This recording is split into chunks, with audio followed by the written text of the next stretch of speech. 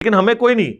سرکار یہ وہ پلیٹ فارم ہے کہ اسے جو ڈنگ مارے گا نا وہ خود مر جائے گا. ہاں تو انہوں پتا ہے دنیا میں کئی ایسے بندے ہیں جب ان کو کوئی مکھی کاٹے نا بھیڑ وغیرہ, وہ بھیڑ خود مر جاتی ہے. تو یہ وہ پلیٹ فارم ہے. یہاں پہ قرآن و سنت کے اتنے محکم دلائل ہیں. اب مجھے بتائیں, سر سید احمد خان کا نام انہوں نے پوائنٹ نمبر 8 جو میں نے نوٹ کیا, سر سید احمد خان اس کے تو عقائد کفریہ تھے, وہ معجزات کا سرے سے انکار کرتا تھا. اس کے عقائد کا میرے ساتھ لینا دینا, جو سرے سے معجزے کو بھی نہیں مانتا, کرامت کو تو چھوڑ دیں.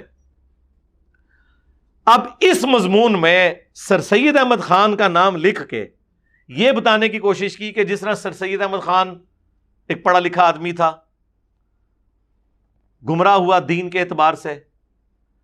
اب چونکہ اب مجھے انہوں نے اٹیک کرنا تھا نا کہ وہ ایک میکینیکل انجینئر ہے اور یہ کر رہا ہے. سر سید احمد خان نے تو قرآن کی آیات کے منہ میں اپنا لقمہ ڈال کے احادیث کا اور قرآن کے معجزات کا انکار کیا.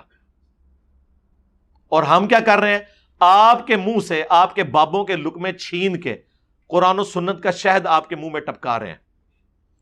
بلکہ اب تو ہم نے بندے بھی رکھ لیے ہیں. ایک بندہ آپ کا ناک پکڑتا ہے یوں کر کے, دوسرا تو انہوں جفی پاندا ہے, اور پھر میں خود وہ شہد ٹپکاتا ہوں آپ کے منہ میں.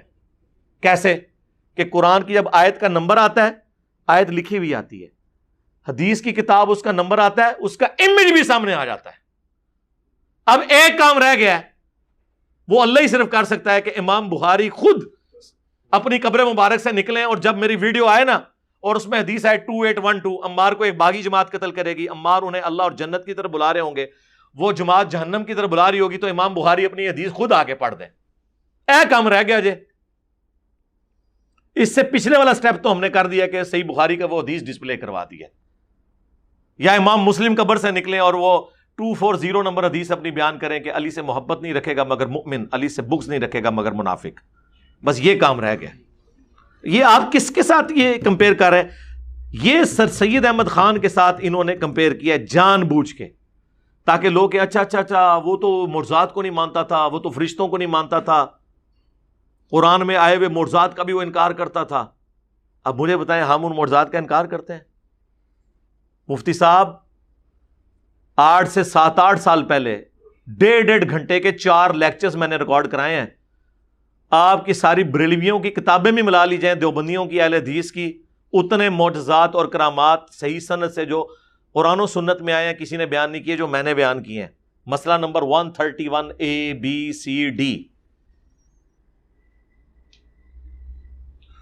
سورہ بنی اسرائیل کی ان آیات کے کانٹیکسٹ میں جو آپ نے اس میں کوٹ کی ہیں, وہ تو ہماری دلیل ہیں, اللہ کا شکر ہے. تو اب یہ انہوں نے, اور پھر اس میں وہ کہتے ہیں کہ کرامت اور معجزہ تو ہوتا ہی وہ ہے جو فزیکل فینومینا آف نیچر کو توڑ دے, خلاف عقل ہو. تو اس سے کس کو انکار ہے؟ ہماری ڈیمانڈ یہ ہے کہ کرامت خلاف عقل تو ہوتی ہے, خلاف شرع نہیں ہوتی. یہ نہیں ہے کہ آپ کہیں کہ خالد ابن ولید نے جو ہے وہ بسم اللہ پڑھ کے زہر پی لیا. استغفر اللہ, زہر پینا حرام ہے. جو بخاری میں حدیث ہے, مسلم میں بھی موجود ہے, ابو داؤد میں تفصیل کے ساتھ آئی ہے, نبی علیہ السلام کو ایک یہودیہ نے زہر دے دیا تھا, تو کیا آپ نے بسم اللہ کے بغیر وہ زہر کھایا تھا؟ آپ کے ساتھی جو کچھ شہید ہو گئے اس کو کھانے کی وجہ سے بغیر بسم اللہ کے آپ نے وہ زہر کھا لیا تھا؟ آپ کو بھی اس کی تکلیف کاٹنی پڑی, بغیر بسم اللہ کے کھایا تھا. ٹائم قیامت تک کہ مفتی صاحب جواب دینا ہے, کیا رسول اللہ پر ان کے صحابہ پہ تہمت لگا رہے ہو کہ انہوں نے بغیر بسم اللہ کے زہر کھایا تھا؟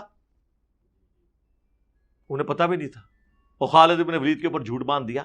مفتی صاحب وہ آپ ذرا ویڈیو میری پوری دیکھیں, میں نے ایک ایک چیز اس میں بیان کی ہے, اصولی بات کریں, ایک ایک چیز بیان کی ہے اور اس کا جواب دیں پوائنٹ ٹو پوائنٹ, اور ٹائم قیامت تک ہے مفتی صاحب.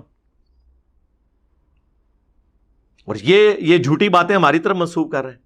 آپ کا بزرگ چلے جناب وہاں سے بخارے سے اور چبارے پہ جا کے مریدنی کو, اب میں وہ نہیں جملہ بولتا, اس طرح کے خلاف شرع کام کرے, مریدنیاں کیچ کرے. ہاں ان کے مولویوں نے خود سنایا ہوا ہے. آپ یہ بھی نہیں کہہ سکتے کہ جی وہ تو عام وائز ہے, پاکستان لیول کے طارق جمیل صاحب کے ایکویلنٹ انہوں نے ایک بندہ اپنا لانچ کیا ہوا ہے، ثاقب رضا مصطفی صاحب، انہوں نے کئی بار سنایا ہے، اس میں الفاظ ہیں کہ وہ مریدنی سے کہنے لگے کہ تو منارے سے تجھے دھکا دیا، میں چل پڑا بخارا سے، ہاں، اور کہتے کہ اس کو پکڑ کر آرام سے نیچے اتار دیا۔ حضرت شاہ نقشبند بخاری علیہ رحمہ نقشبندیوں کے امام ہیں۔ آپ کابل میں تشریف لائے تو بادشاہ کے گھر میں کام کرنے والی ایک خاتون آپ سے روحانی نسبت قائم کر لیتی ہے۔ جو اس کی ہم منصب تھیں انہوں نے اس سے حسد کیا اور بادشاہ کے گھر کا زیور چوری کر کے اس پر الزام دھر دیا اور گواہیاں بھی دے دی۔ بادشاہ کو بڑا غصہ آیا، اس نے کوئی بات سنے بغیر کہا کہ اس کو لے جاؤ اور محل کی چھت سے اوپر گرا دو۔ خیر اس کو چھت پہ لے گئے، جب پھینکنے لگے تو اس کے دل میں خیال آیا، وہ کسی نے بتایا تھا کہ اوکھے ویلے بزرگ کام آتے ہیں، تو اس سے بڑھ کر اوکھا ویلا ہو کیا سکتا ہے؟ تو اس نے بخارے کی طرف منہ کر کے کہا، شیئا للہ چو گدائے مستمند المدد خواہم ز شاہ نقش بند، اور اتنے میں جلاد نے پیچھے سے دھکا دے دیا۔ جب وہ نیچے گئی تو حضرت شاہ نقشبند بخاری نے پکڑ کے آرام سے زمین پہ رکھ دیا۔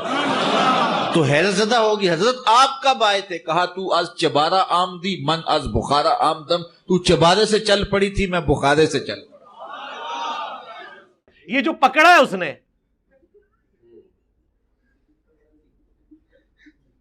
اور پکڑ نہیں آیا تھا، اگر نگاہ مار کے اس نے لینڈ کرانا ہوتا وہ وہاں سے بھی ہو سکتا تھا۔ ہاں وہ پکڑ نہیں آیا سی۔